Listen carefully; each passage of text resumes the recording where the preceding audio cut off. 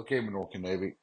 I know everyone's very well aware of what's happened in Baltimore with the DALI and the Francis Scott Key Bridge, but I want to talk about some other incidents that have been going on here recently. Angelo Marie Louise in Louisiana, 840 feet long. This was March 27th. They're on the Mississippi. They were southbound. Watch this animation. And you can see how those tugboats have to come in there and rescue this ship. It's the Lizzie B. Moran and the Summer S. Then up at the Verrazano Bridge in New York, the APL Qingdao on April the 5th at 8:30 loses power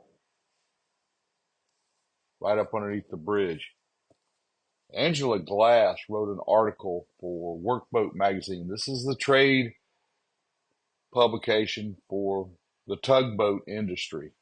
And they talked about looking at our ports to try to understand what's going on and maybe having to move tugboats into position in places to help around vulnerable structures. What's been going on here recently is a real eye-opener. And if you need a sign, I'll send you two more.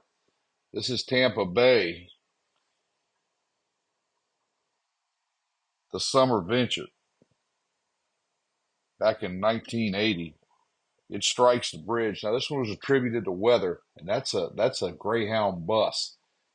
These images are eerily familiar. What we've been seeing the last couple weeks of what's going on up in Baltimore.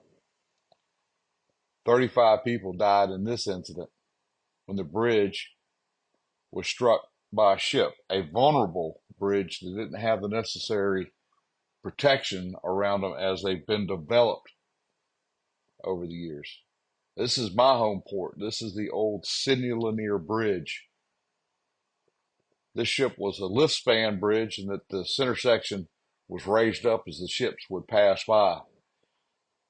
Now, on the night of November the 7th, in 1972, the African Neptune, slow to respond to commands, problems with the steering, came over and struck the south side of the bridge and knocked a couple the spans into the water. 10 people lost their lives at this incident. Now,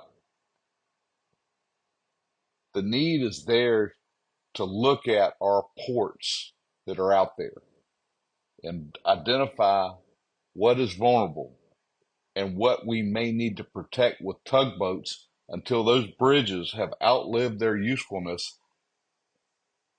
and are built with new bridges with updated safety standards, larger protection around the support piers.